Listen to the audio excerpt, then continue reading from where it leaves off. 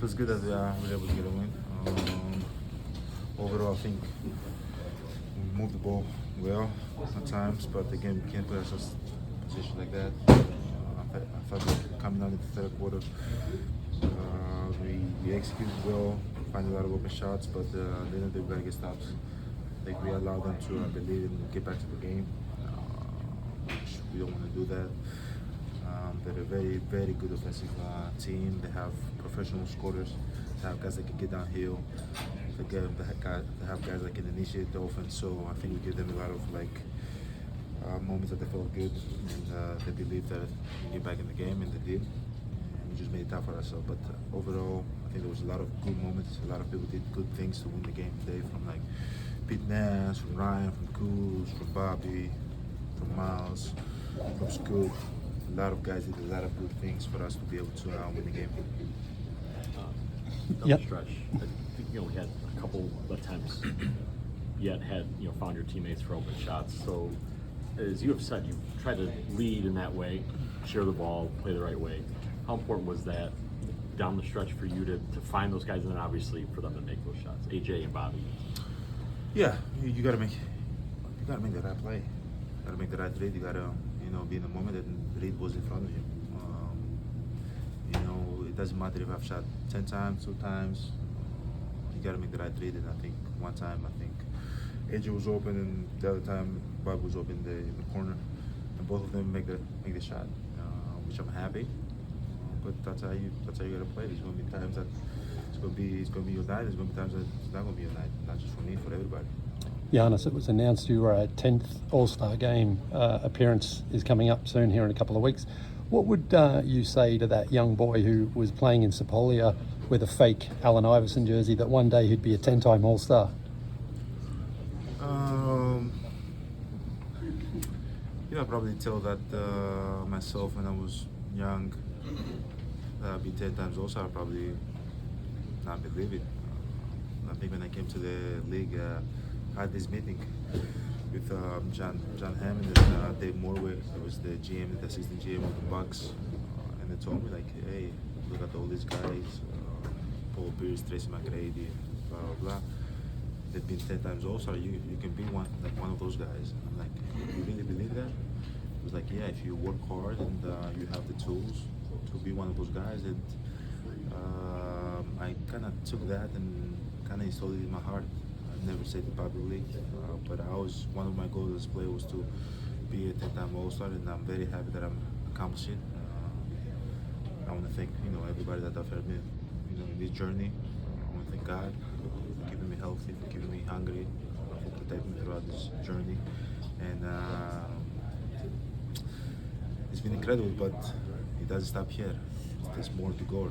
There's more to go, and I can't wait for whatever chapter is next. To add to that, you're one of the few that always competes in the All-Star game. Knowing that they've changed the format to World versus the U.S., what are your thoughts on that?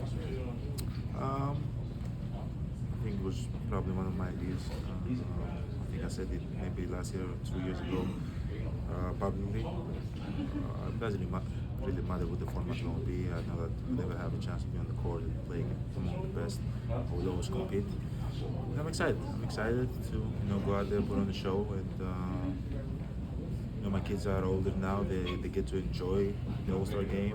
And I turn on the TV and they see players that they were All-Stars last year. It's like, oh, I met this guy. I saw this guy. This guy talked to me. They're old enough to understand. So just having my my boys and my family just being amongst the greats, it's an incredible feeling. And just seeing the dad being and competing against the best player in the world, I think that's for me is a fulfilling.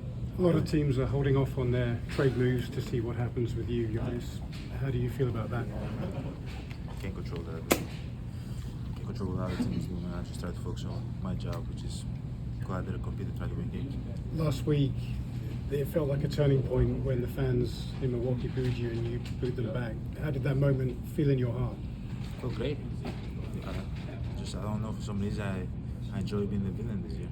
Even with your own fans? It doesn't really matter with everybody. It just makes my motor go more. It makes me hungry when I'm playing. just makes me compete more. It doesn't matter. I just love playing basketball, and anything that can kind of spark my fire in me, I love it. How confident are you you'll finish the season with the Bucks? I don't know. I take it day by day.